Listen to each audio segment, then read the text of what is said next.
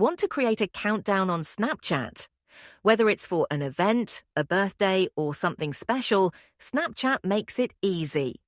In this video, I'll show you how to set up a countdown in just a few steps. Start by opening the Snapchat app on your phone.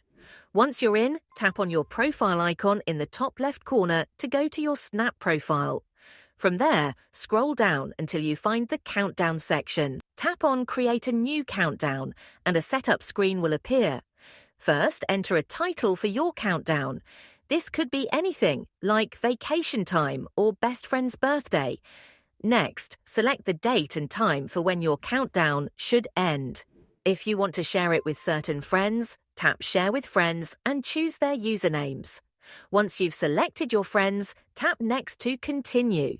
Before finalizing, review all the details to make sure everything looks right.